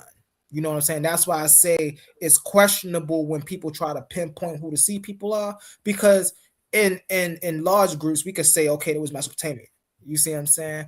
But then somebody who is a fanatic about these things, they'll go deep into the questions. Okay, well, if they were Mesopotamian, then why isn't there ships of Mesopotamian design? And who knows, man? Maybe they could have came up with a new way to build the ship, and you know what I'm saying? So that's why I left that part a little obscure, because I didn't want to put a definite on who these people were, because there is other evidence that say that these people could be somebody else. Fair enough. But everything else you said, exact, you ran it down just how as I was explaining it. During this age, this was in the late Bronze Age, and this is exactly what Sister Samara was reading, was like I was saying earlier, one of the reasons for the Bronze Age collapse, right? It wasn't just environmental shift or global, like whatever. It wasn't just things with the environment. It just wasn't greedy, hungry people. You had smaller city states that wanted to get more power as well. You see what I'm saying? You had people, you had smaller states trying to get in there. But what they didn't realize, just as she read as well, is some of these superpowers were so powerful, they were so equally matched that this is why they came up with the elite superpowers in the first place. Because if I take you out, I can't take you out with getting damaged myself. That's number one. But number two, if I do take you out, now our trade route is lost. Like, you see what I'm saying? So I can't damage you without damaging myself. And just what Sister Samaya was reading, that's another reason for the actual Bronze Age collapse was while certain superpowers understood that, the smaller superpowers coming up, they felt as though I'm going to get y'all to fight and then we're going to take over whoever loses. They didn't understand that, okay, well, if we fight and we both get damaged, then there's no table for you to sit at. Right. And I just want to say, as a repetition for my bro, like that kind of was fucked up. For us as women, just say, well, if it hurts you, let's not talk about it or whatever. And we will, but is that right? Right. Just saying. Like, our brother is sitting here talking about stuff. We go through stuff on a daily basis. Like, we need to stop. Yeah. And that it so what I learned from this whole thing is don't be too fast to move on things you don't know. Right? When you and it makes sense. It's like when you're the first person doing hip hop, when you're the first person doing poetry, when you're the first person writing books, you don't understand all the parameters. But as you become the fourth person writing a book or the fifth person writing a book or the second rapper that came out, you didn't already had a chance to see how this game is played. And so now it's just like how we live today. You know, the younger generation get a chance to see how the older generation live and do things. And so the younger generation get a chance to come and reinvent things and do things better and stand on the backs of what was already happening. You see what I'm saying? And so when you take your time, when you're trying to build something, and when if you take your time and you are aware as you're supposed to be, then you can avoid a lot of dangers that come along with what you're trying to do. You know, that's what we've seen in the Bronze Age collapse. I brought a couple of that out as how the Cometians, you know, they learned from their mistakes. The Assyrians learned from the Babylonians' mistakes. You know, people in history, they were just learning from their mistakes. Okay, they did it this way. This is where they messed up. We gonna do it this way, and we gonna get it right. You know what I'm saying? So it's all trial and errors. Trial and error. Just don't give up.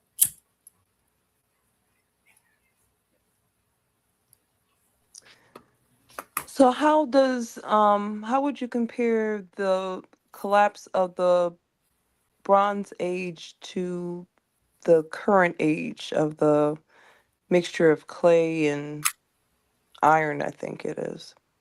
Yeah. The Bronze Age was a teaching moment in history. I feel like so much was happening. It's interesting. I feel like the Bronze Age was like the media age, except we just got information faster. You see what I'm saying? Like, I don't think when the Bronze Age came, I don't think the common folk really understood. It was like it was like the iPhone coming out for the first time, right? Everybody like, ooh, that's nice. What's that? Let's all get that. And before you know it, you got 1 billion iPhones sold, So with the production of bronze for the first time, right? You have just so many people that's like, oh, what's that? What can we do with that? And so this is why I think they had so many failures and so many intermediate periods during this time, because people simply just didn't. It's just like now, right? In the social media era, we got so many failed businesses today because people just don't know what to do with social media. And so in that era, people just didn't know what to do with that valuable resource at the time. And so that's why we've seen so many intermediate periods. Well, I think it was a lot more. I think it was a lot more. Shalom to the panel, by the way. What's going on? Shalom, brother. It was a good breakdown.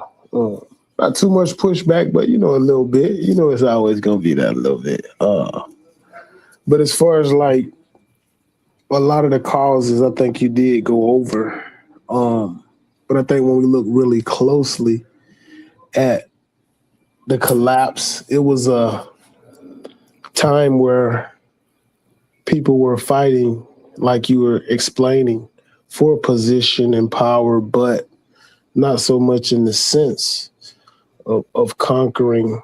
But I think that they saw that it was a need to survive at that time, because a lot of the natural resources were lackluster and things were very off tilt at that time in the region. So I think that would cause a lot of mayhem on top of the desire to rule in a way that has not been seen before to a degree, because during the Bronze Age collapse, you got to understand they were already using a lot of weaponry like chariots, horse and carriage during this time period to win and wage wars. So I don't think it was a lack or a misunderstanding of what the essentials and necessities and things that people need to thrive in a society. I think that with the constant back and forth between so many different groups of people, for an example, like the Sea People, they invaded to a degree. But we all know, for an example, the whole collapse, this was a time-consuming thing. It didn't happen all at once. It happened over a period of time. So I think in the midst of going through famine and lacking a lot of the basic needs, it brought forth a lot more chaos to the situation in which we see a lot of the people in that region, again, was fighting for power, because this is on the brink. This is happening on the brink of the Dark Ages for the Greeks. This is what perpetuated that for them. So, I mean, I would definitely say it was really out of most people's power. I think we also saw, like you were explaining, it was an opportunity for a lot of bigger regimes and bigger military might equip nations of people at that time. So I would definitely say it was an attempt to utilize the times within inside of an economical system in a region, not just your particular zone, but a complete region, and that sent it to a collapse. Because when resources are dire, you got to figure and make a way, and that's pretty much what you saw on multiple sides. Because a lot of death occurred, a lot of scattering occurred, a lot of moving around occurred, on top of these bigger regimes with military might consuming a lot of things within their path as they see what's going on. Because at that time. We know they were the ones that were really controlling the avenues Mm-hmm. in which economies were moving a lot like today. They had a lot of alliances, a lot of trading, because we can take it all the way back to Silk Road and see that these type of things were going on as far as in trade and regions from one side of the continent dealing with people from the other. So I think I wouldn't even say it was a lack. I think it was more so the powers that be outside of the control of the people in that region, because the land was doing something unseen, unheard of at that time. Nature was doing things that was unseen and unheard of at that time. And see, this is why I feel like you're right. I feel like the Most High, yeah, they're gonna imagine different, like you said, wastes and stuff like that, but only the real Most High is gonna tell their people, hey, batten up at the hatches because we might have some real catastrophe here and people might not like it. I'm not Right. fake as fuck, and I'm not like fuck withable as fuck with people will make me, just because I don't believe that the Most High ever had an account where they were like, oh, God was like, oh shit, like we need to do this, we need to do that. Maybe I'm so wrong. Maybe I need to be humbled. But I'm asking my God to humble me, Mm. not other people, because I want to know the truth. Right. So, like, if my God humbles me, I really do apologize for that, brother and sisters, because I probably wasn't in check right. But give me another shot, because I guarantee I'm going to keep trying harder and harder. That's the type of stuff I don't like. Mm-hmm. That I don't get a chance in front of my brothers and sisters. I don't like that. So I feel like other people are going to ask regardless. To stick that to the topic, sister, was so interesting, and Pitbull, you right on the money, Brody. But to get that to the topic, sister, one of the interesting things that I found was when it came to the conquering and the peace and who was doing what and the mind state of people, what you seen was from Mesopotamia mindset was conquering. They had a conqueror's mindset. But when you got to like the Nile Valley, even parts of Canaan, certain parts of Canaan, they didn't share this same conquership mindset. Like they understood you can be my sister from across the Wait, coast bro, and do we you know can, how important that is and how yeah, cool it is and how dope it is for our people to be like, well, you didn't give up on that one portion or whatever. Like, we have that for eternity. I'm not yeah, really sure if people get what we're saying here. Because what yeah, we're saying is we have that for eternity. exactly. Like, you may question sometimes along the way, and that's cool. We love you for that. We want you to question, because if we didn't question, we'd question ourselves. Mm-hmm. So keep questioning. I love you through it. And sometimes it's going to be disappointing. I may even find myself disappointing. I may find myself like, damn, oh, I'm embarrassed. Y'all got that already? Y'all understood that already? Okay, well, let's do a different route. Mm-hmm. But the point is, we're always going to get it together. So let's try to make some kind of equilibrium. That's all I'm saying. I love y'all so much, but I'm just trying to say. Most definitely, sister. Most definitely appreciate it. You know we love you too, sis. You know we always here. That's what it's for. My I space feel is your like that's space. what Be all of us are yourself. for at this point. Yeah.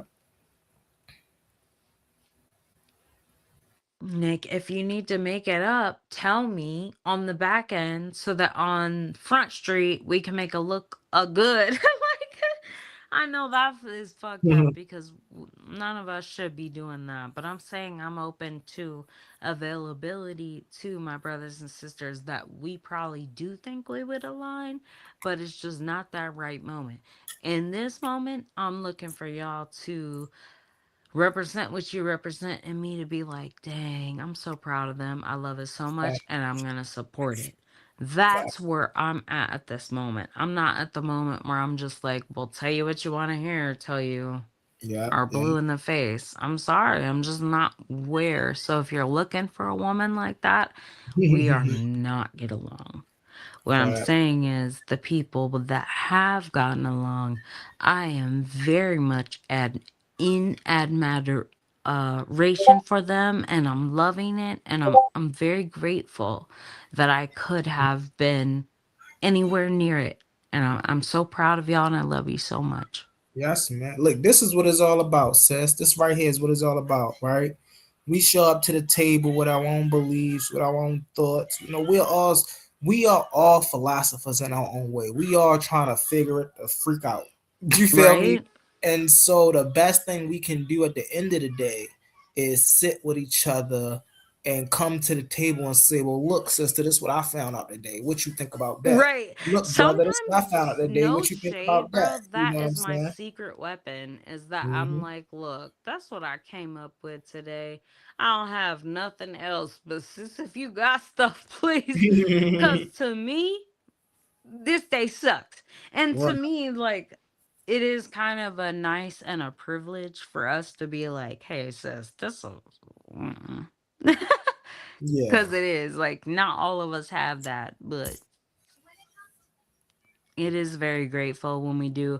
That's why I ask my sisters when I can, look, is it crazy? Cause if you think it's crazy, it might be. It just might be. Yeah. It just might be. But that's why you need people to, you know, I always tell my brother A1, like I'm just so grateful to have the people around me that I've had. Right. No I've been shade. just so grateful just to, like, even when I'm up here and I'm on other platforms, and like I always give y'all a shout out because y'all don't understand the pit bulls of the world, man. Y'all don't understand. Without sharpening myself with y'all No, every Pitbull day, is right I here. wouldn't That's have our the, brother, you know what I'm saying? bro. Pitbull is right here. Do Yeah, you you know right there, I that's our said. brother? But I wouldn't be able to be up here doing what I was able to, you know what I'm saying? Show That's off, what I'm what I'm able trying to to show say. off. Like when I was and this is young cat before I met any of y'all. When I was up here young and didn't know what I was doing, I'd probably rely on any of y'all. Now I don't do that. Now I'm like, Right. well, my brother is talking about some stuff right now that Pip might not be talking. Like I separate y'all. Mm-hmm. And the reason is not because I think y'all's better than another. It's because we got different things that are very important to us. That's a fact. And I just feel like I respect some of y'all in areas that are very important to me. And I hope that you guys won't like totally turn off to me just because some people are directly associated with me as far as my important beliefs. And some of those you can't change. Like, I'm always going to love mothers. I'm always going to love fathers. I'm always going to want to try to help when I can, and y'all, and I'm not really gonna be able to change that if you say like, well, my baby mama needs help, but she ain't doing shit. Well, she sure looks like she's struggling right now, and I might help her. There you go. There you Don't go. be mad at me because I did that. Like Mm-hmm. that's the type of shit I'm talking about. Like this stuff I can't handle because I'm going to do the right thing. Yep. As according to me. It might not be the right thing to you. There you That's go. what I'm trying to tell people. Finish him. So we may have different. It's morality, and this is a conversation I had like a week ago.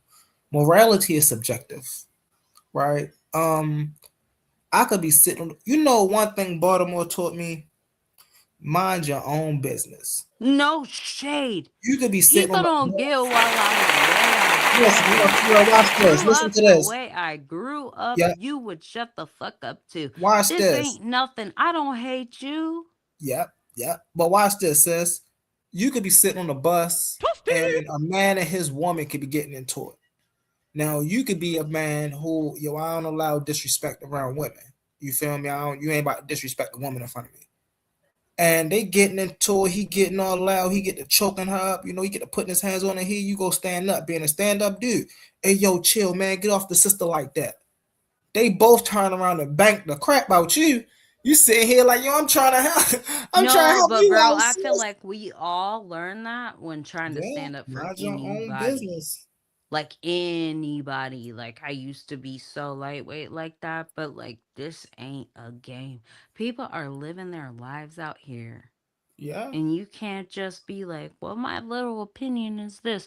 Well, your little opinion may that, but it may be getting people into all kind of fights that are desperate marriage survivals or anything you oh don't yeah. understand. She And you dealing should with a probably crazy shut the nigga, and fuck you up. trying to help, and she get the wall, and they get in the house, and Right. he go Like, what do beating her you do out. in that moment? That nigga trying to protect you on the bus.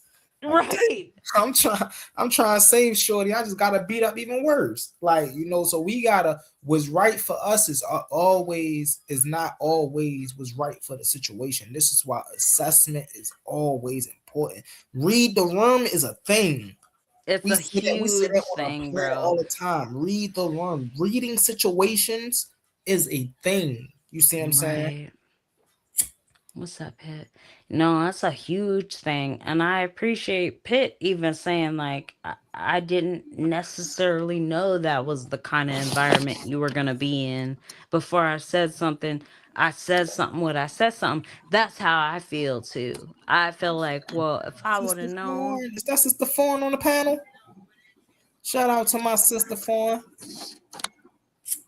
I don't see any. Oh, Rain. Yeah, that's Rain. That's Shalom, shalom, sister. What's up, bro? But bro, wouldn't you agree, like, if we would have known certain things, we wouldn't have moved certain ways years down the line, like yesteryear or whatever, the year before that? We probably would have protected our brother, but we didn't necessarily know what was going on either. And Facts. that's what I'm trying to get people. Like, if you don't know, you're just trying to react to what we know best, you know? Yeah. Yeah. And You that's know, no you, shade of like, I'm you trying to be only know innocent what or you know. You nothing. don't know nothing else. See, it's a thing, right? I know I'm intelligent because I know nothing at all. But in that statement is the secret. I only know what I know. I don't know nothing else. You see what I'm saying? So if I'm sitting in a room surrounded by four walls, and all I know is what goes on within these four walls, I can't help my brother down the street going through something No, way worse I than me always because see I in don't. you You trying know to what I'm help saying? us in whatever situation. That's why I keep coming back in a situation where I'm eligible to you, but I'm not necessarily wrong because I know I'm not wrong. But I also know that if I'm close to you in proximity, I could be blamed for being wrong. So, what I do say is, I am supportive of this person. And if people attack me later, I kind of know why. And I sit with that because at Yeah, this point in my life, I kind of sit with if I speak on business when I know there's other business. yeah, Let's put yeah. it that way. Right. So And you know now what's I'm at a point too where I love you both. And if anything goes wrong in the midst of it, you could call me in between because I'm going to say what needs to be said in front of other people, or I'll just shut the fuck up and love you both in quiet. But you know how I feel. oh yeah. And you know what was interesting about that? And I've been saying this for the last past weeks as well. When we get up here, we speak out information. You know what I'm saying? We put information online. Man, this is a sport. You see what I'm saying? Of course, we got the over fandoms who's gonna, I rock with this person, I rock with this person only. But for the sensible people out there, we family, man. You see what I'm saying? I always tell people all the time. I see Capone, he be over on the panels. I say, listen, man, me and Capone bump heads all day long, man. I said, but that's my brother from another mother. Same with my brother Pitbull, same with Chosen. You see what I'm saying? Like, yo, I look at y'all like, fam, yeah, we bump heads and we come. Wait, but bro, like you said something that's really important to me, and it's the reason why I don't care if I hear you've been in for 40 minutes. I'll come in. I'll just check you. You might not even know why I'm coming in. I'm coming in to make sure you're good, and if things aren't good, I'm gonna end shit. Gonna call the boss, ignore shit. He will know that by the fact that I'm saying something, Right. that something is wrong. And that's what I love about fire, is that if any of us, I don't care if it's Lady Shay, I don't care if it's Shine, I don't care if it's me, if any of us call him and tell him something ain't right, we're gonna sit there until we do get it right or get it wrong with someone else. But the point is, we know something ain't right. And what I mean by something ain't right is questioning somebody's integrity. Right. If you know you don't respect that person, you don't like that person, nobody does, they don't need to be on the panel. That's a fact. And otherwise, let's hear what they have to say, because this sister or brother might have something to point to our next direction. And that's just how I feel. Like we should all trust each other. And then if we feel like if somebody we respect gives us a perspective that's different, even if it's our own difference, we should probably listen. Hold on And one other second. than that, I love y'all. Most definitely. Give me 1 second, y'all. And this has been another great episode of the Ring of Fire Humble Mystic presentation on the Bronze Age collapse. We want to thank everybody that tuned in and watched, like, shared, and subscribed to the channel, and those who brought their questions to challenge the heat. We'll see you next time with the fire, the heat, and the smoke. Thanks for tuning in, folks. It's been great.